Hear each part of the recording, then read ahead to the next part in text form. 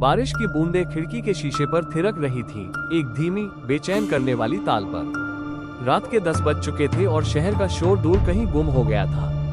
मैं अपने पुराने विशाल घर में अकेला था, जिसकी दीवारें सैकड़ों कहानियों को अपने भीतर छुपाए हुए थी। वैसे तो मुझे अकेलापन कभी परेशान नहीं करता था, लेकिन आज की रात कुछ अलग थी।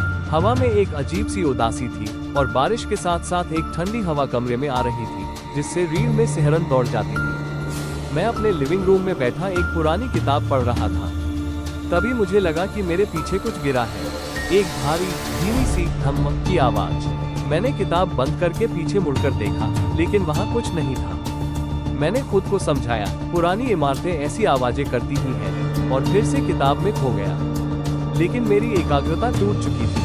10 मिनट बाद एक और आवाज आई। इस बार ये लिविंग रूम से नहीं, बल्कि ऊपर वाले कमरे से आई थी, जहाँ सालों से कोई नहीं गया था। वो कमरा जो मेरी दादी का था और उनके जाने के बाद से बंद पड़ा था। मैंने कान लगाकर सुना, एक हल्की कदमों की आहट, जैसे कोई बहुत धीरे धीरे चल रहा हो। मेरे दिल की धड़कन बढ़ गई। मैंने खुद को शांत करने की कोशिश की, शायद ये चूहे होंगे। मैंने आवाज को नजरअंदाज किया और पढ़ने की कोशिश की, लेकिन अब यह मेरी हिम्मत से बाहर था। मैंने अपनी टेबल से टॉर्च उठाई।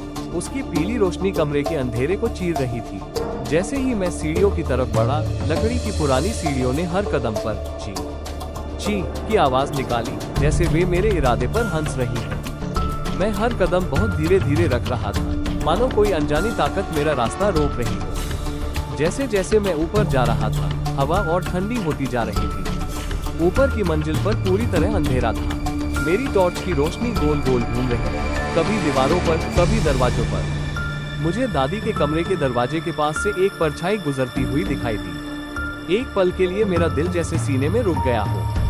वो परछाई धीमी गति से चल रही थी, बिल्कुल किसी इंसान की तरह। मैंने अपने होंठ दबाकर एक गहरी सांस ली और हिम्मत जुटाई। मैंने उस बंद कमरे की तरफ इशारा करके पूछा, कौन है वहाँ? कोई है? कोई जवाब नहीं आया, बस खामोशी थी और बारिश की तेज आवाज। मैंने धीरे से दरवाजे को छुआ। ये थोड़ा खुला हुआ था। मैंने सोचा, ये तो हमेशा से बंद रहता है, फिर यह कैसे खुल गया? मेरी पूरी शरीर में सिहरन दौड़ गई। मैंने दरवाजे को धीरे से धक्का दिया। यह एक अजीब डरावनी ट्रक की आवाज के साथ खुला। अंदर का दृश्य हैरान करने वाला था। कमरे में सब कुछ अस्त व्यस्त पड़ा था। एक पुरानी मेज पर रखा लैंप नीचे गिरा हुआ था। पर्दे हवा में लहरा रहे थे और मुझे लगा कि यहाँ कुछ गलत है।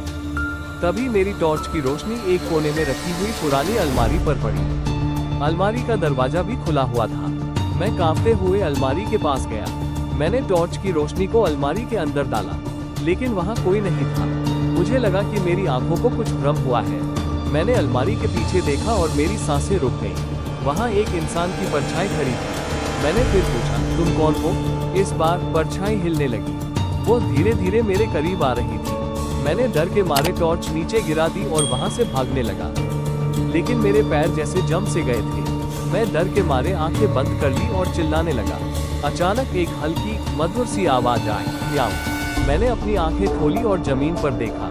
मेरी टॉर्च की रोशनी एक छोटे से भूरे रंग के बिल्ली के बच्चे पर पड़ रही थी। वो डर के मारे कांप रहा था और उसकी आंखें मेरी तरफ देख रही थी। मुझे लगा, एक छोटा सा बिल्ली का बच्चा। मेरी सारी डर और बेचैनी एक पल में गायब हो गई। मैंने उसे गोद में उठा लिया।